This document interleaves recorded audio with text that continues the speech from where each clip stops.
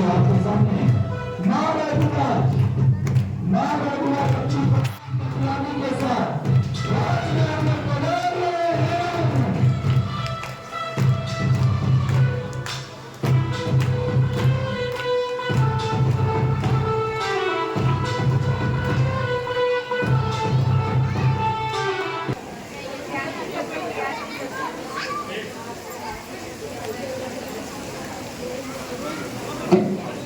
दोनों राजा और पत्नी आपस में अपने कक्ष में दोनों को आपस में वार्तालाप करते हुए देखिए ये इस दृश्य को प्रारंभ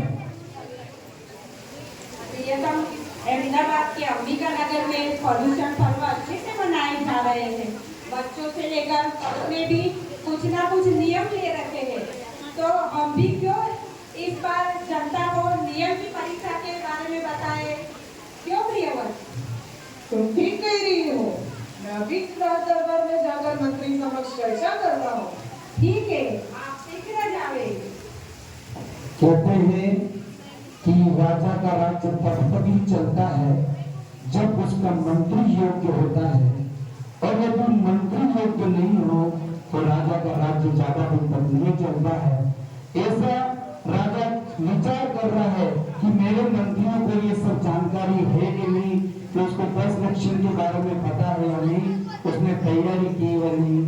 अब आप लोगों के सामने राजा तुरंत मंत्री के पास पहुंचता है और क्या चर्चा करता है और किस प्रकार से मंत्री की परीक्षा करता है। नाटक का अगला दृश्य आपके शीघ्र ही आपके बीच में आने वाला है। किस प्रकार से अपनी पटरानी के बीच में राजा चर्चा करते हुए तुरंत अभी अपने मंत्रियों से मिलने के लिए वो जा रहा है, और जाते जाते ये विचार कर रहा है कि मेरे मंत्री इतने सजग हैं, इतने प्रियतम हैं कि वो इस प्रकार का कार्य करेंगे। तो इसलिए अब नाटक के अगले दृश्य को आप लोग सभी चीन ध्यान कर देखें कि कितना सुंदर दृश्य राजा मंत्री के पास पहुंचकर क्या शंका करता है, क्या कहता है। अब नाटक के इस विचार को करते हुए नाटक का अगला दृश्य आप लोगों के समक्ष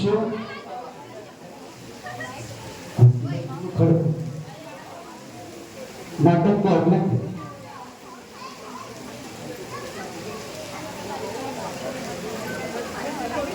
चलें, और यही नाटक का अगला दृश्य आपके समक्ष प्रस्तुत।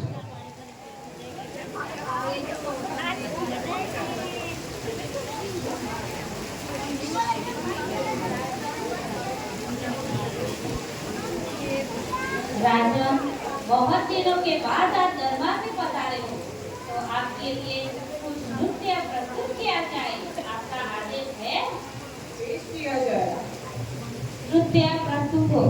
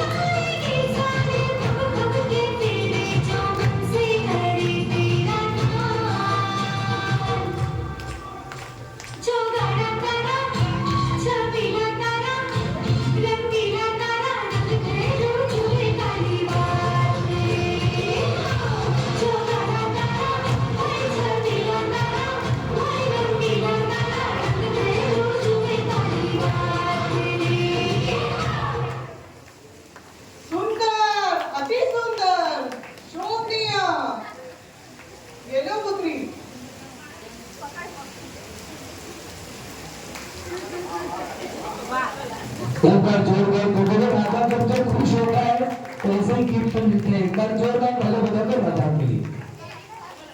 मंत्रीवर, आज नगर में उत्सव का माहौल लग रहा है। जगह जगह मंदिरों में घंटों की आवाजें आ रही है। क्या बात है?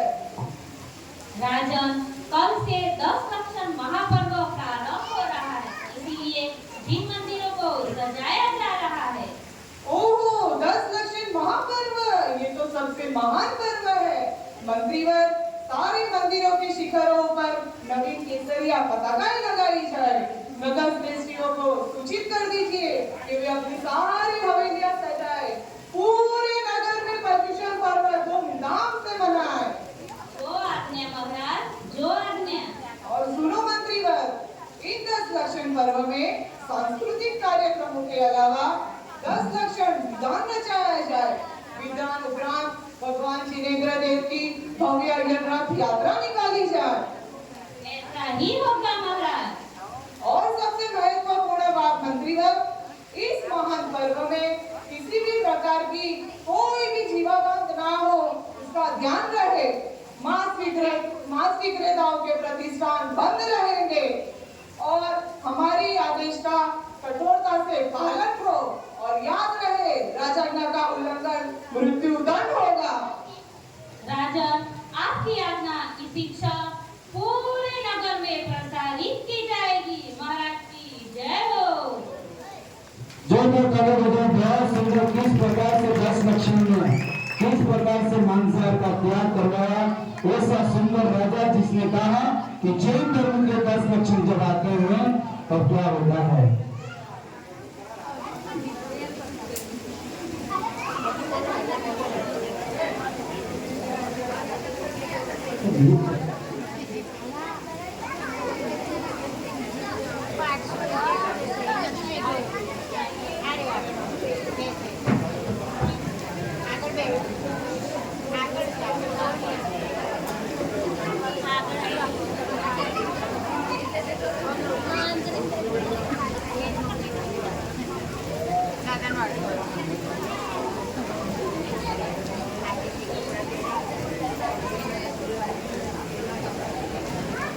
हाँ,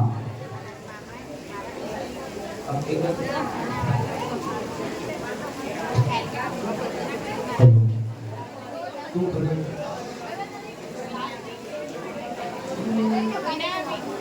चलो बता।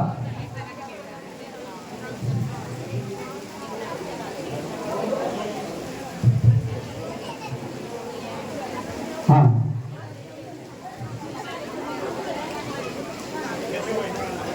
सुनो सुनो सुनो, सावधान। और नगरवासियों को सूचित किया जाता है कि कल से 10 लक्षण महापर्व के अवसर पर ऑर्डर में 10 लक्षण विधान आयोजित किया जाएगा। इस अवसर पर नगर में हिंसा पर बड़ा प्रतिबंध लगाया जाता है। मांस विक्रेता अपने प्रतिष्ठान बंद रखेंगे और राज आज्ञा का उल्लंघन करने वाले को मृत्यु दंड दिया जाएगा। सुनो सुनो सुनो। और इसी बीच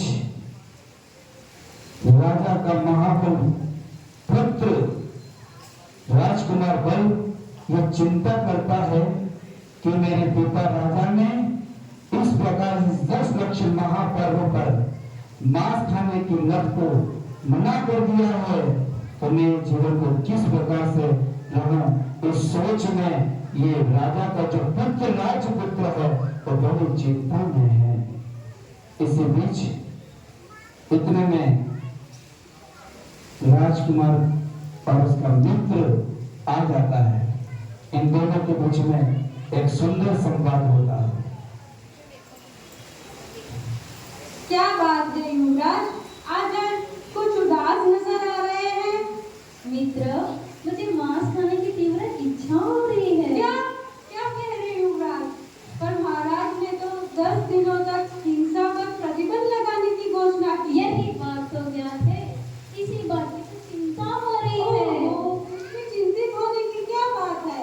क्यों नहीं मित्र, मांस खाने पर प्रतिबंध लगाने के कारण समस्त दुकानें बंद रहेगी, फिर मेरा काम कैसे चलेगा? ओहो, हाँ हाँ, यह समस्या है। पर युवराज, कुछ दिन तो आप मांसाहार के बिना गुजार सकते हैं।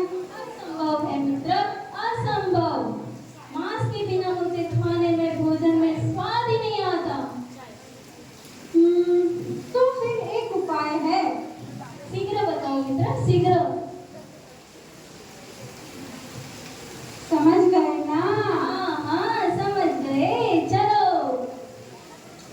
इस प्रकार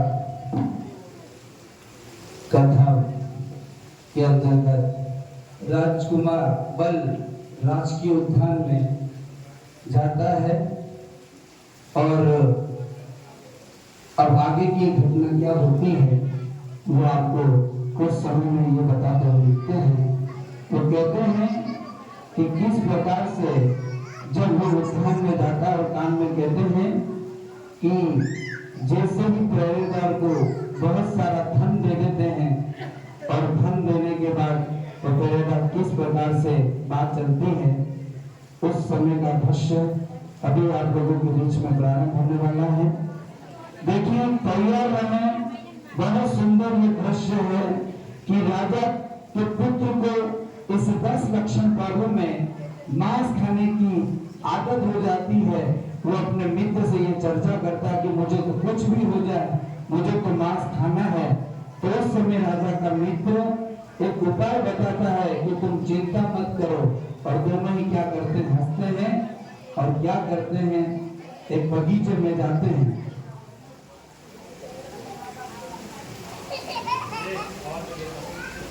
चलिए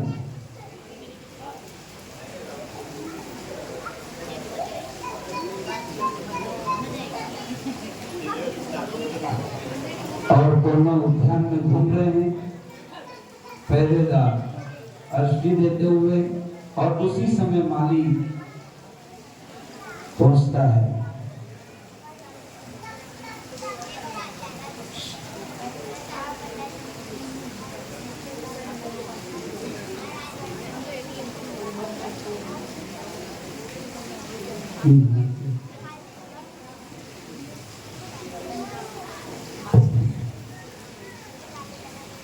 अजी सुनती हो?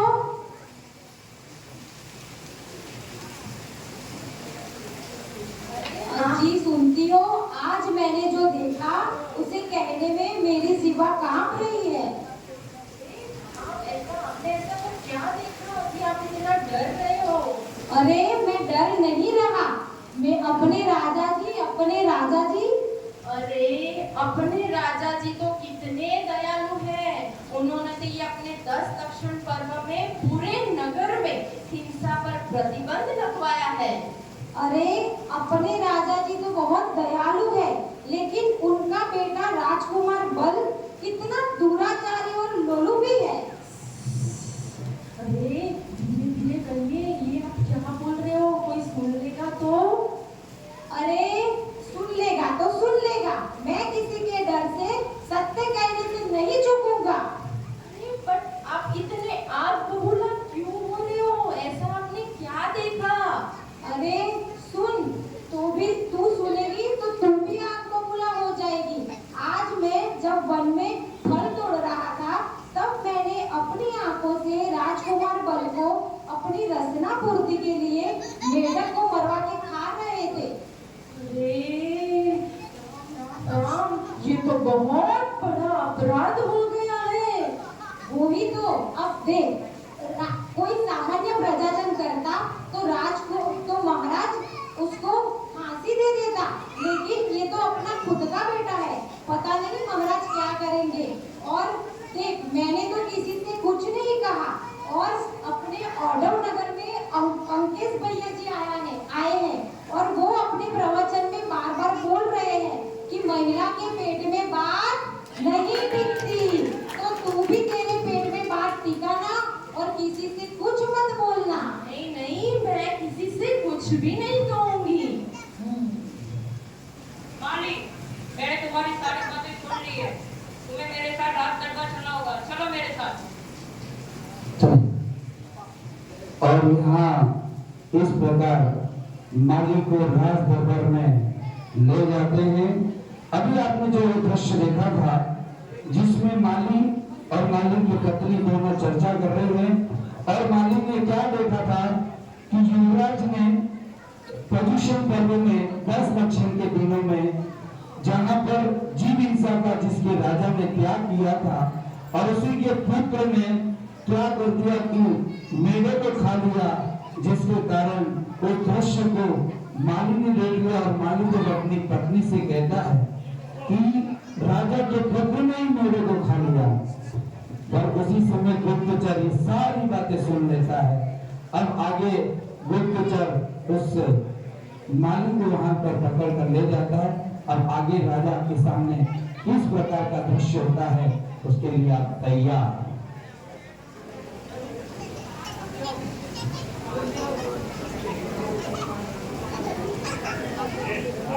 चलें माइक में।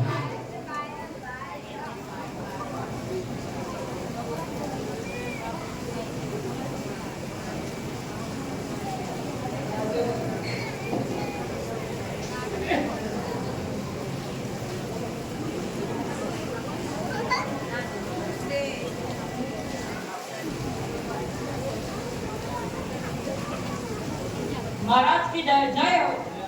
कहो क्या समाचार है? क्षमा करें महाराज, राज के उद्यान से एक मेंढे को मारकर खा लिया गया है। क्या? किसने किया ये? महाराज, मेंढे को मारकर खाने वाला और कोई नहीं है, स्वयं राजकुमार है।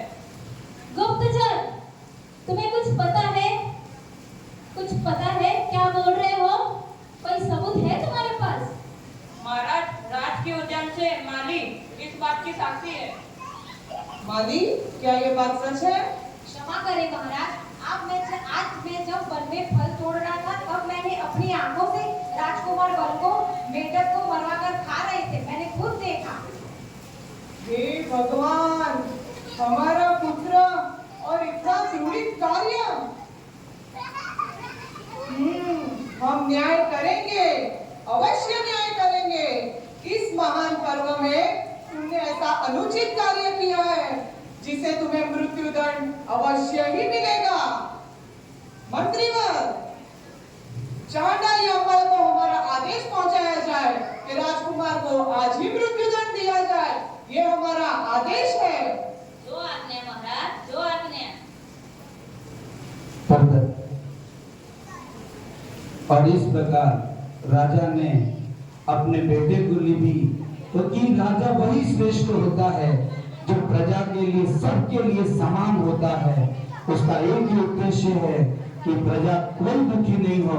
उसने अपने बेटे के लिए कहा कि अगर मेरे बेटे ने भी अगर जीव हिंसा की है तो उसे भी मृत्युदंड दिया जाएगा। और उसके लिए वह राजा अपने मंत्रीवर्ग के साथ यमराज के पास वहां पर क्या करता है, उसके घर पर भेजता है। और उस घर पर क्या क्या चीजें होती हैं, उस दृश्य को देखने के लिए आप लोग बिल्कुल तैयार रहें कि कितनी प्रकार की तैयारी वहां पर। जैसे ही ये चिंतित है, राजा अंदर से बहुत दुखी है, इतना दुखी। और अब आपके सामने राजा यमपाल के मंत्री उनके घर पर जाते और दृश्य चालू।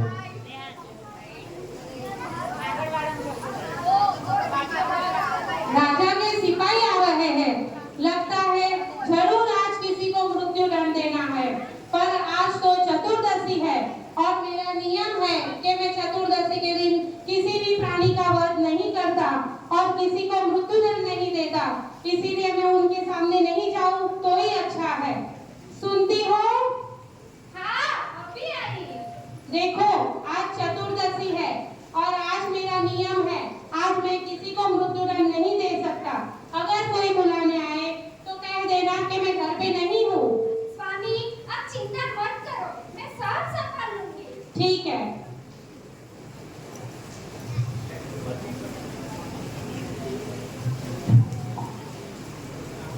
यमपाल, ओ यमपाल, क्या है? यमपाल कहाँ है? उसे राजा ने बुलाया। वो तो गाँव गए हैं। अरे वास्तव में यमपाल तो अपार निकला, तो उसे आज ही गाँव जाने की सूझी। आज राजा के पुत्र को मृत्युदंड दे रहा था। उसके स्वर्णमय आभूषण, अलंकार सब उसी के होते, पर वो तो भंगहीन निकला। सचमुच? लेकिन वो तो आज ही गाँव गए हैं। ताली बजाते रहो, अब तो बहुत अच्छी चीज हो। और गांव गए हैं।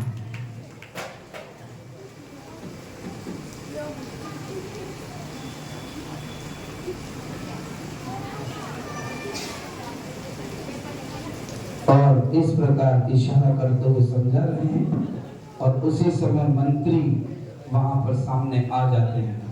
यमपाल, तुम्हें ज्ञाति होगा कि राजा ने तुम्हें क्यों बुलाया है?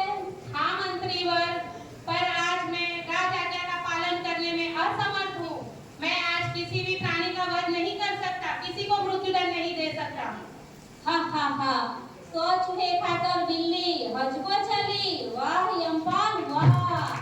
लेकिन स्मरण रहे कि राजकुमार के शरीर पर जो भी वस्त्र और आभूषण है वो तुम्हारे होंगे। पर मेरे लिए धर्म से अलावा और कुछ नहीं है। धर्म से ज्यादा मुझे धर्म प्यारा है। इसका परिणाम जानते हो? मृत्यु, इसके अलावा कुछ और? चलो राजा के पास चलते हैं।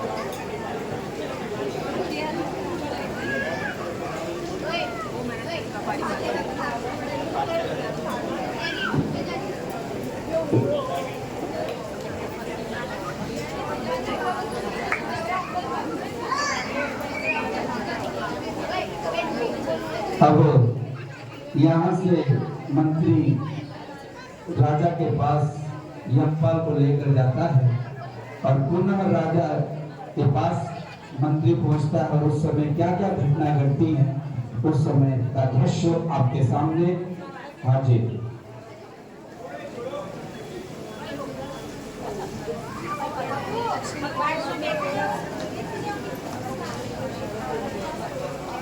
महाराज की जय हो।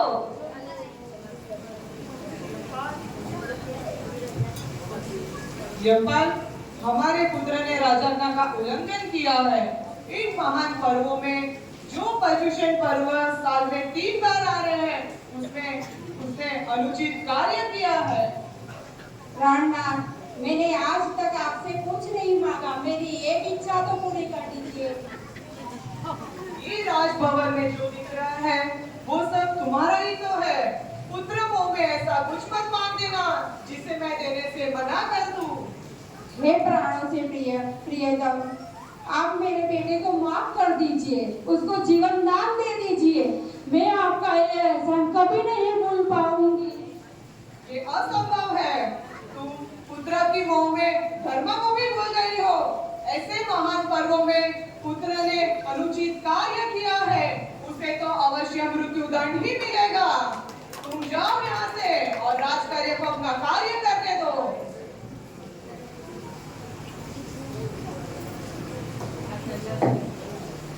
महाराज, आपकी जय हो। आप महान हैं, धर्म प्रेमी हैं, आप प्रजा के हितकर हैं, आप सत्यवादी हैं। पर महाराज, मुझे आज क्षमा कीजिए। मैं आज आपके लिए आपके पुत्र को मृत्युदंड नहीं दे सकता। क्यों? क्या हर्ष है? क्या परेशानी है? महाराज, मैंने मुनिराज से नियम लिया है कि मैं चतुर्दशी के दिन किसी भी हिंसा नहीं करूंगा, किसी भी प्राणी का वध नहीं करूंगा, किसी को मृत्युदंड नहीं दूंगा। इसीलिए महाराज मुझे क्षमा करें। तुम हमारी आज्ञा नहीं मानोगे?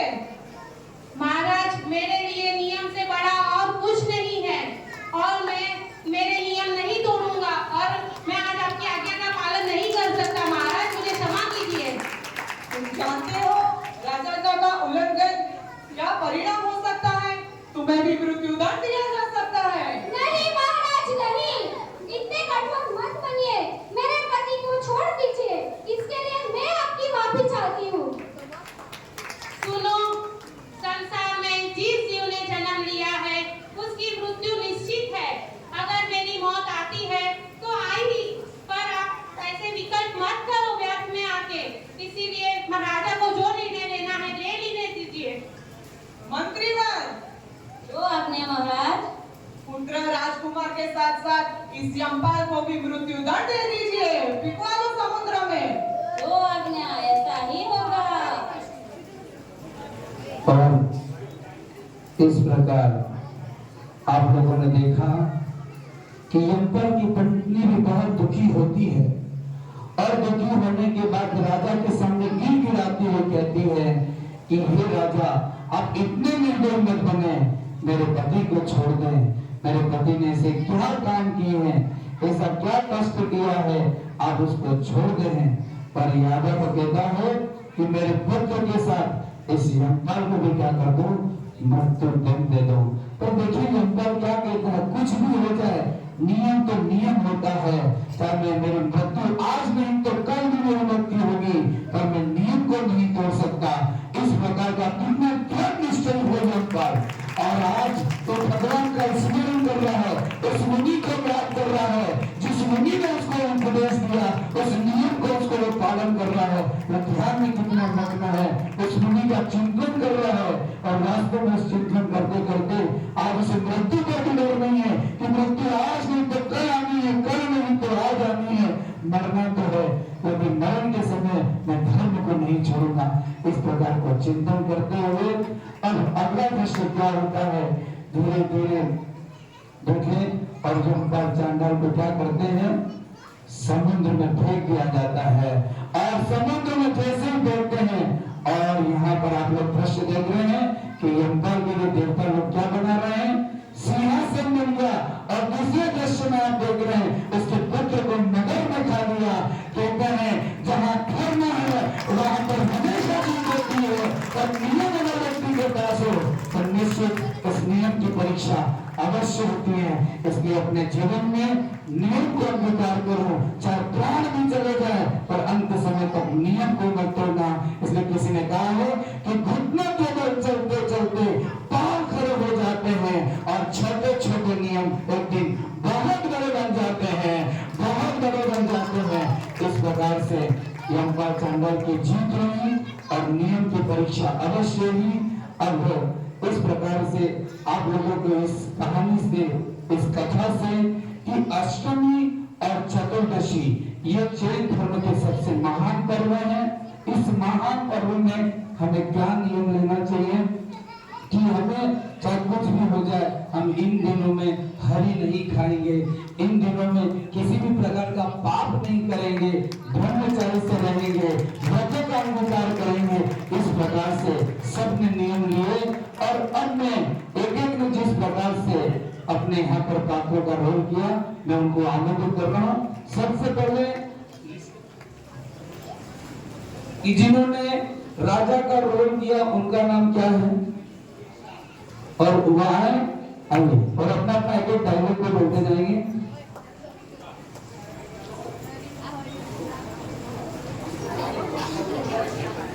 और ये राजा का रोल जिन्होंने किया, इस महान पर्व में किसी भी प्रकार की जीवाघात ना हो, मांस विक्रेताओं के प्रतिष्ठान बंद रहेंगे, हमारी आदेश का कठोरता से पालन होना चाहिए।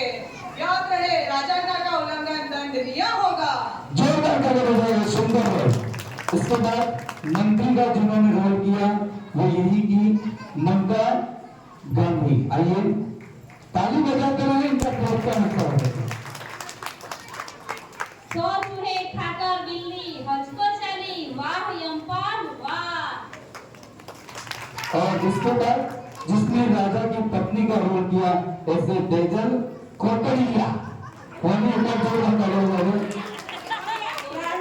मैंने आज तक आपसे कुछ नहीं मांगा, मेरी एक इच्छा तो पूरी कर दीजिए। उसके बाद यमपाल का रोल इन्होंने किया किंजल, किंजल जी ने रोल किया। हाँ, मैं चतुर्दशी के दिन किसी भी प्राणी का वध नहीं करता, और मैं मेरे नियम पे एकदम कायम हूँ। और इसी बीच में यमपाल की पत्नी कोणिका जी, वो है कोणिका जी शाह, जिन्होंने यमपाल की पत्नी का रोल किया।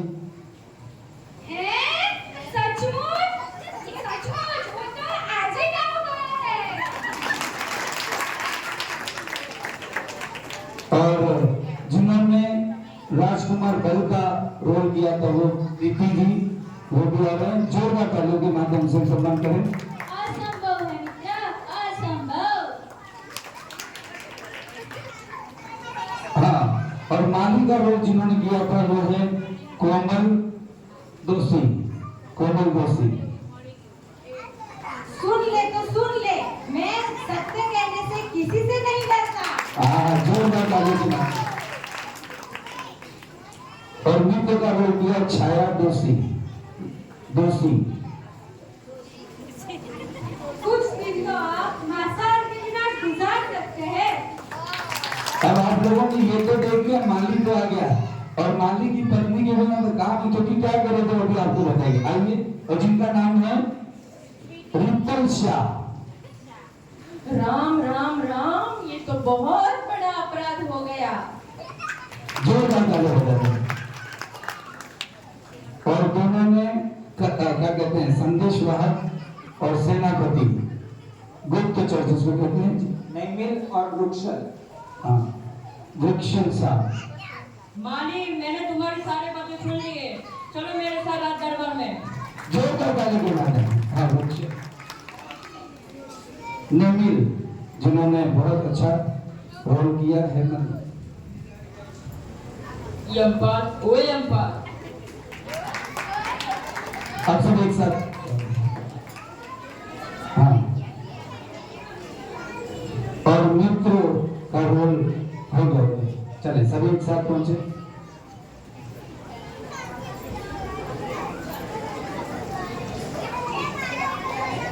अब आप लोग सभी खड़े हो जाए पूरे मंच में एक बार, और जोरदार तालियां बजा के इनके लिए। हाँ, एक मिनट देखिए, ये जितने आप लोगों को कलाकार लग रहे हैं, ना तो इन्होंने खुद ने सीखा है, और मात्र 2-4 दिनों की जो तीनों ने जो तैयारी की है, और बहुत मेहनत करके आप लोगों ने मजा किया। अगर मजा आए तो जोरदार तालियों से इनका सम्मान करें। और आज के इन सब के तो नियम है ही, आप लोगों के भी नियम है। आज के इस दृश्य को आप लोगों ने देखा। देखिए, जैन धर्म के सबसे जो पर्व है सदाबहार पर्व, पर्युषण पर्व साल में 3 बार आते हैं, अष्टमी का भी साल में 3 बार आती है, और अष्टमी और चतुर्दशी ये हर महीने में 2 बार अष्टमी और 2 बार चतुर्दशी। इन चतुर्दशी और अष्टमी में दोनों डेटें बहुत अच्छी सूचना आप लोगों को मिलने वाली है। तो अपने अपने किसी भी प्रकार के हरे को नहीं खाएं, इस प्रकार के छोटे छोटे नियम आप लोग ने